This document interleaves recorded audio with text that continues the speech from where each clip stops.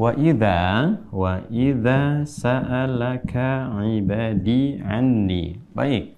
Ini menarik nih. Tiba menerangkan tentang kewajiban puasa, lalu masuk ke aspek fikihnya, berapa lama, siapa yang ditoleransi, bagaimana menggantinya.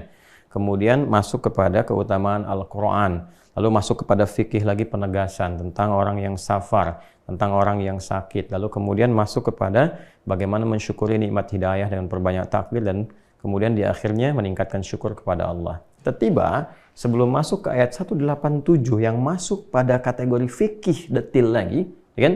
Tentang kehidupan rumah tangga, suami istri saat puasa, sampai menentukan awal dan akhir puasa, kapan mulai puasa, kapan akhirnya, gitu kan? Sampai ke ujungnya. Tiba di ayat 186 itu ada ayat tentang doa.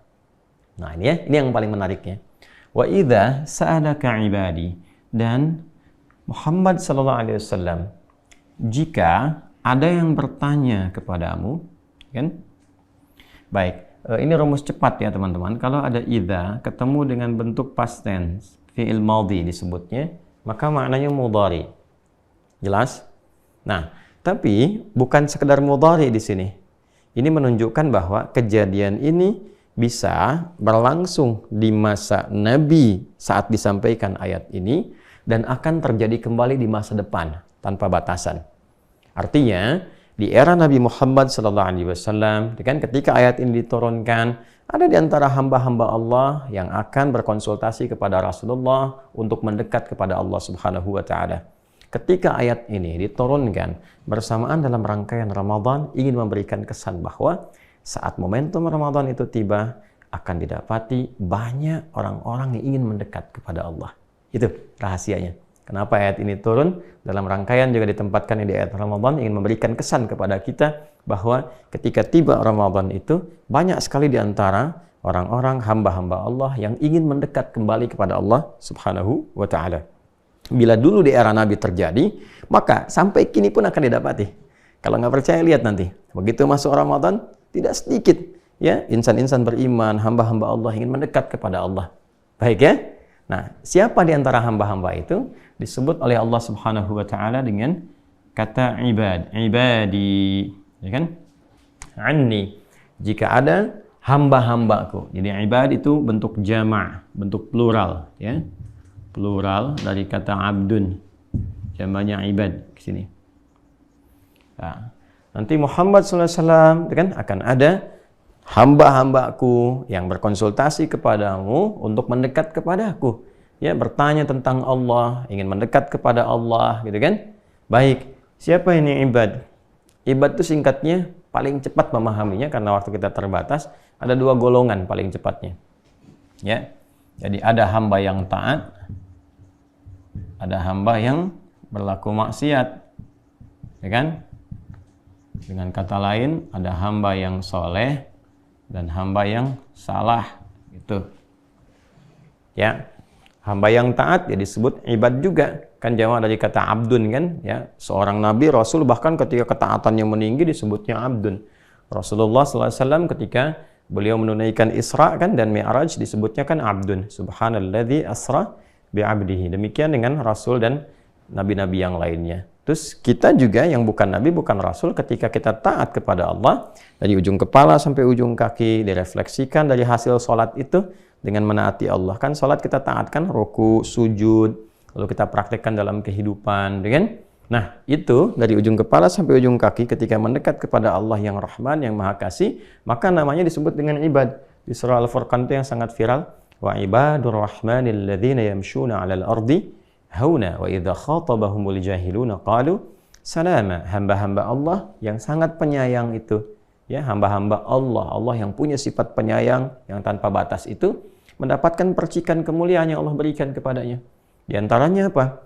Ya, orang-orang itu penuh dengan kasih sayang, kalau jalan juga baik, kalau ada orang provokasi dia jawab dengan sesuatu yang bermakna, kan? Dan seterusnya, sehingga memancarkan aura-aura kebaikan. Itulah ibad, teman-teman sekalian. Nah, golongan pertama ini masuk. Jadi, ketika memasuki Ramadan, menariknya nanti, ya, yang soleh pun akan terus meningkatkan kesolehannya. Yang taat terus mendekat kepada Allah Subhanahu wa Ta'ala. Jadi, Banyak sekali para sahabat-sahabat juga berkonsultasi pada Rasulullah kan menjelang Ramadan, memburu apa yang kira-kira disampaikan Nabi, diberikan petunjuk untuk mendekat kepada Allah. Makanya nggak heran, ya, jangankan level-level sahabat, selanjutnya ke tabi'in, tabi'ut tabi'in, setelah itu, Masya Allah, kita dengar bagaimana Imam Abu Hanifah, Imam Malik, Imam Asy-Syafi'i, Imam Ahmad bin Hanbal meningkatkan ketaatan mereka saat Ramadan. Dan tentu diikuti oleh ulama-ulama setelahnya. Ya, karena itu, biasanya para ulama-ulama itu masuk Ramadan, mereka rajin ibadah, meningkatkan ketaatan. Sangat sedikit sekali yang mengajar, atau bahkan jarang didapati ulama-ulama dulu itu saat Ramadan mengajar. 11 bulannya untuk mengajar, sebulannya membangun ketaatan kembali kepada Allah. Nah, saya juga mohon izin barangkali akan mulai mengikuti tapak-tapak itu karena memang itu jalurnya gitu.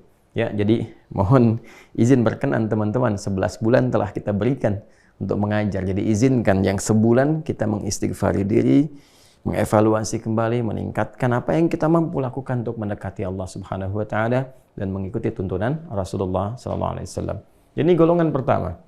Ya, jadi orang soleh pun meningkatkan lagi ketaatannya, membangun kedekatannya dengan Allah Subhanahu wa taala. Baik. Kemudian yang kedua juga ini, ada yang kedua nih pelaku maksiat, orang salah. Karena Ramadan itu terbuka untuk semua hamba, bukan yang taat saja, pelaku maksiat pun dibuka pintu untuk kembali, untuk taubat, untuk mendekat, gitu kan? Dari mana kata ibad taunya kita juga digunakan oleh Al-Quran untuk menunjuk pada pelaku maksiat. Misalnya Quran surah ke-39, ya, Quran surah ke-39, Az-Zumar, ayat 53, ya. Ketika Allah menyampaikan, Qul ya ibadiyalladzina asrafu ala anfusihim la taqnatu min rahmatillah. Ya Muhammad SAW, katakan, sampaikan pada hamba-hambaku. Ini pakai ibadi juga, Qul ya ibadi. Ya, sampaikan Muhammad SAW pada hamba-hambaku, ya hamba-hambaku, kata Allah, yang telah merasakan, mengakui, sadar, telah banyak berbuat maksiat, banyak berbuat salah. Ya, lalu ada getaran di hatimu. Nah, ini sesuatu yang penting untuk digarisbawahi. Sering saya katakan, seburuk-buruknya manusia melakukan sebuah perilaku yang salah, kasih sayang Allah akan selalu melekat pada dirinya sebelum nyawanya sampai ke kerongkongan. Itu selalu ada getaran gitu. Ya, Anda tanpa sadar kadang-kadang juga, kok bisa Anda harus membuka misalnya channel YouTube dari kami atau mendengarkan tausiah, tiba-tiba kok kesini ngekliknya gitu kan? Tiba-tiba kok lewat di depan masjid, ya? Sementara selama ini perbuatannya kayaknya sudah berlumur dengan dosa, berlumpur dengan maksiat. Kok bisa? Nah, itulah petunjuk kasih sayang Allah. Cepat jemput tuh. Dan banyak sekali orang-orang yang menjadi istimewa di hadapan Allah, ternyata pada mulanya banyak berbuat maksiat dan dia memilih taubat. Dan taubatnya itu yang sangat luar biasa, menggugurkan dosa, merubah penampilannya. Yang setelah itu tiba kemudian tanpa dia sadari mendekat kepada ajalnya. Dan dia wafat dalam keadaan yang sangat indah. Ya? Nah, ini mahal sekali. Ibad.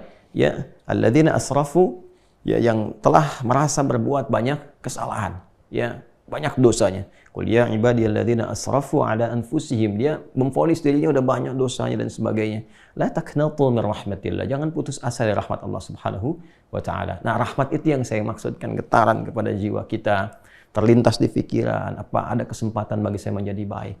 Demi Allah saya katakan, ketika Anda mengambil kesempatan itu dan menata lebih baik, itu Allah akan hapuskan kesalahan dan semua kisah Anda akan dirubah oleh Allah menjadi yang baik-baik. Bahkan yang buruk, yang lampau pun ketika masuk media diceritakan itu jadi inspirasi, di kisah. Jadi lebih baik, bukan cemoohan lagi. Ya, dulu mungkin tampilannya nggak bagus, dicemooh orang begini, walaupun mungkin Anda bisa membuat orang lain tertawa, orang lain bisa senang, dari situ mendapatkan penghasilan dunia, materi, tapi Anda gelisah. Anda nggak tenang. Ya kan? Begitu Anda menata, mengambil hidayah Allah ini, tiba-tiba kemudian ketenangan Anda dapatkan. Sesuatu yang mungkin Anda nggak pernah dapatkan dari dulu, Anda idam-idamkan, betul. Begitu dapat itu, lalu Anda mengambil untuk berubah, pelan-pelan jadi lebih baik, kisahnya akan dirubah. Yang dulu ditutup, berganti jadi inspirasi kebaikan. Itulah ibad. Ya, innallaha yaghfiru dzunuba jami'a. Sungguh Allah menegaskan akan mengampuni semua dosa tanpa kecuali, sepanjang hambanya mau kembali.